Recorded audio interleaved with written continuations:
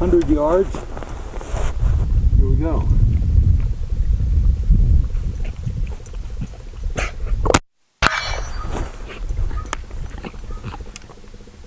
Hey guys, Buckskin Dave here.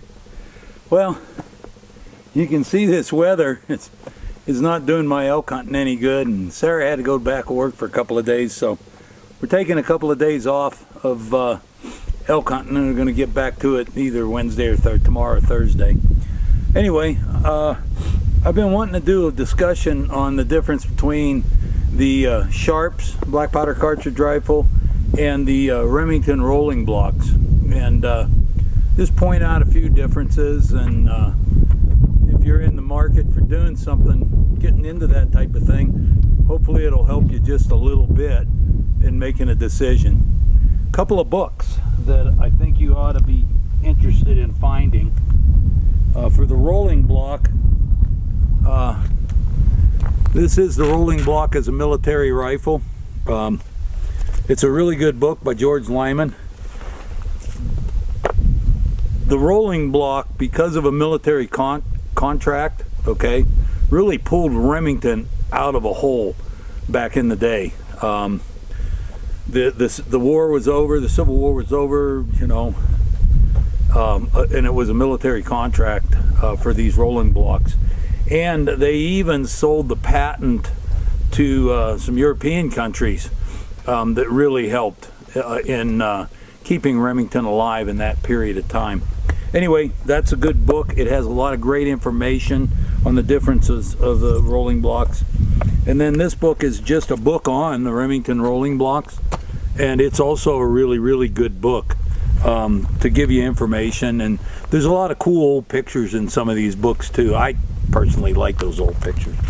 The other book that covers rolling blocks and Sharps rifles, and it's a really well done book, is this Shooting Buffalo Arms of the Old West by Mike Venturino. I've had this book since it came out, and I've just about wore it out. It has all kinds of cool stuff in it.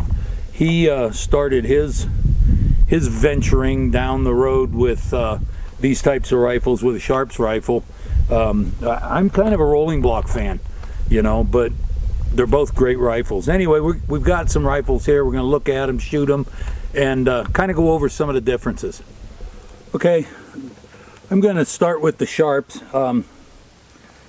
I'm starting with it because it was probably more popular than the rolling block.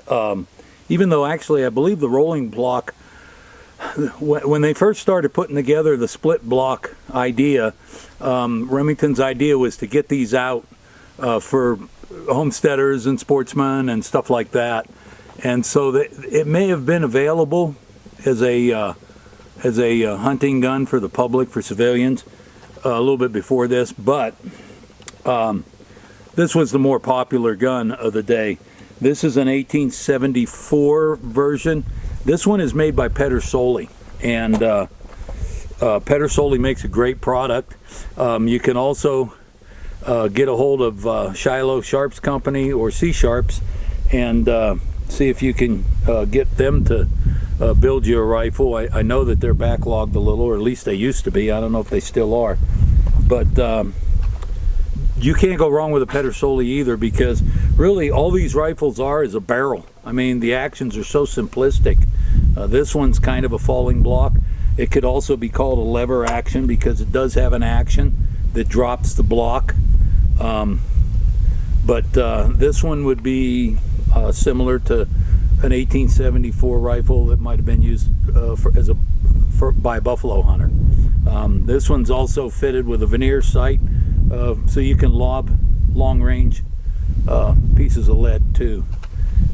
What I like about the Sharps, okay, as a hunting rifle, is you can load a cartridge, close the breech, and the hammer's not cocked, it's on half cock, okay?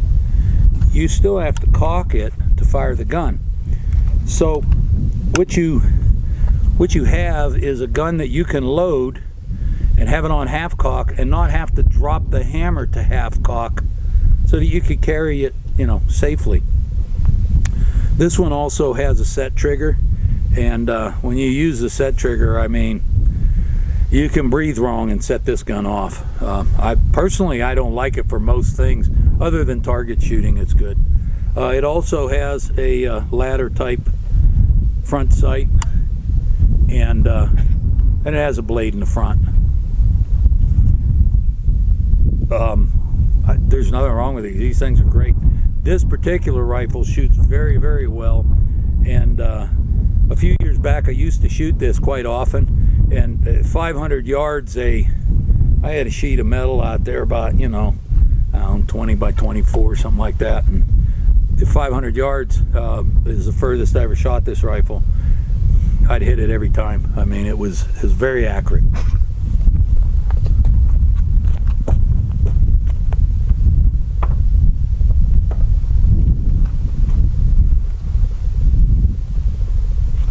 So also in that period of time, this might be a Buffalo rifle that I built this one.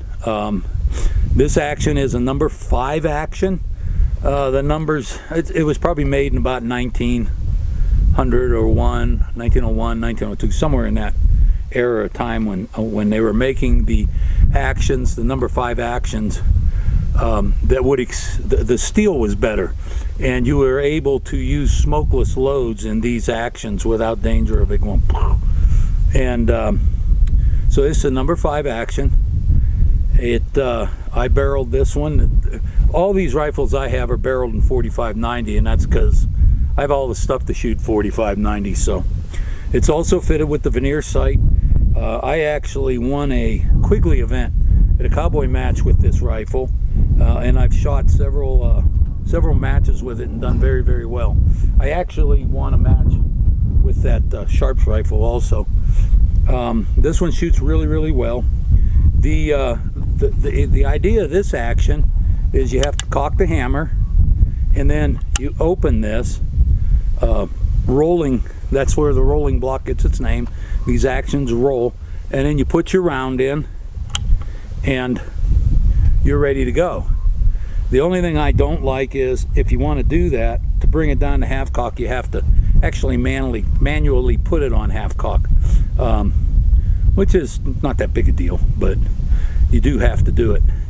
But one thing about this rifle is you load, shoot, cock it back, load, shoot.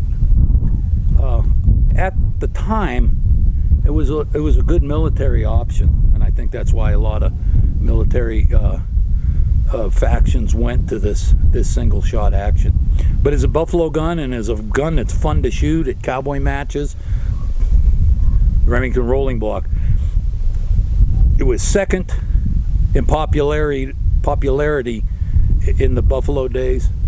It's my favorite of the single shot actions. There we go.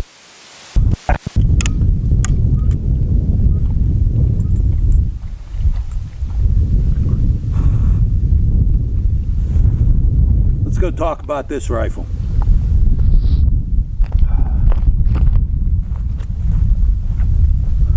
Okay, so I call this my Gemmer, and the reason why is it's a rolling block action.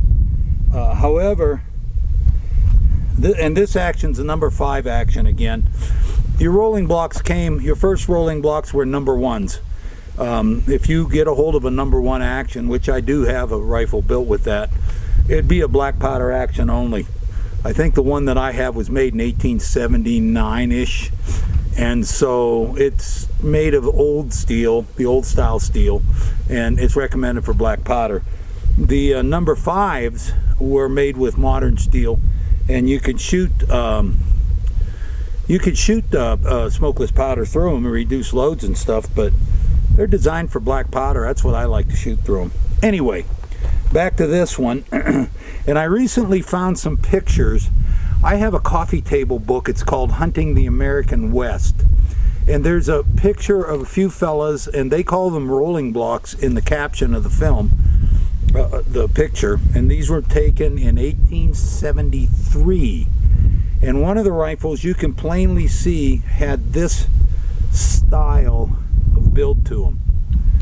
Well, a guy named Gemmer took over the Hawkins shop around, I think it was around 1860-ish, when Sam Hawkins finally retired. He sold the shop. And around that same time, your Spencer actions were coming out, your rolling block actions, your trapdoor actions.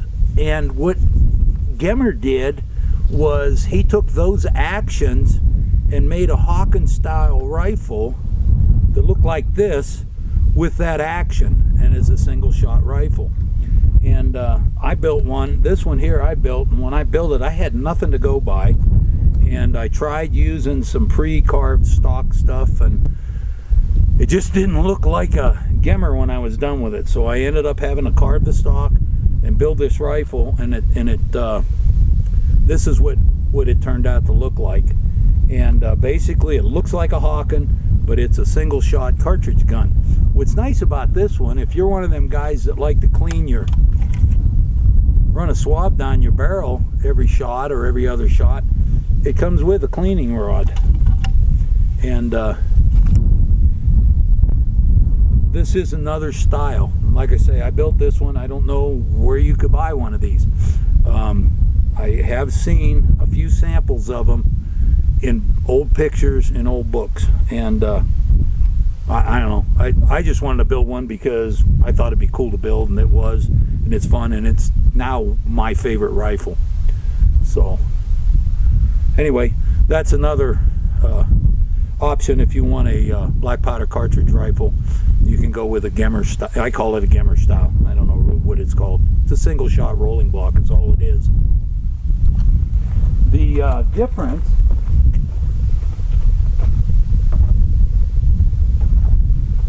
between what was eventually the rolling block rifle, sportsman style, not the military style, and you can see the stock's quite different. They got rid of the crescent and put a shotgun type butt plate. The wood was carved different in the front. This barrel is a little bit lighter than that barrel, and it has a different look to it. It doesn't have the cleaning rod, but it shoots the same. I mean, they're the same action. They're cool. So I'm going to shoot some more. You want to shoot some more? Get you a cup of coffee. We'll shoot some more.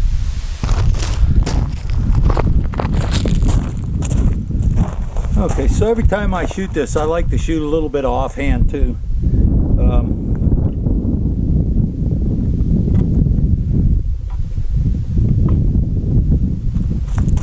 So let's try some offhand at 100 yards. This one does not have a hair trigger on it or a set trigger.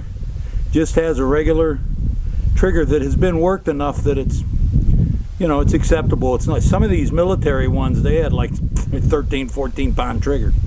And this one's probably, I think, 4 or 5 pounds, so it's a doable trigger.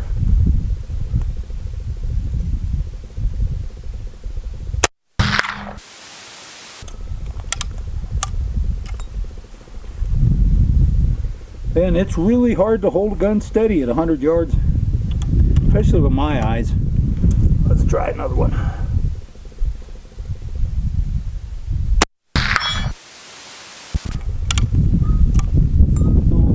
To tell you the truth, I have no idea. I haven't shot this thing in a long time. I have no idea where this is set at. So what I'm going to do, I do believe it's set kind of high. I'm going to take a shot at 250 yards at a target I have out there, and let's see where it goes. I'm going to use the set trigger. Hear it click? Let's give it a whirl.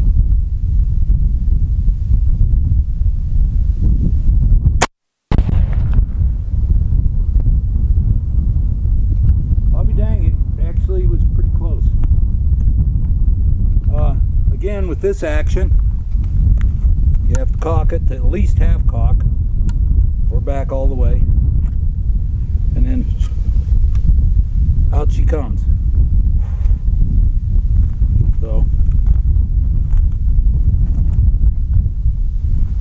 getting kind of windy. Holding this rifle steady on that's a rock that I use out there. It's 275 yards, and it's about, oh, it's stands about that tall. It's just a big square rock. Holding on at that range with this rifle offhand, and a little bit of wind and my hands are getting cold. It came actually pretty close, so the last time I shot this, I must have shot it at that rock. But when you would reload this, you would put another one in, you go like that, and it would be on half cock probably, and you're ready to go hunting. And that's one thing I do like about these rifles. So.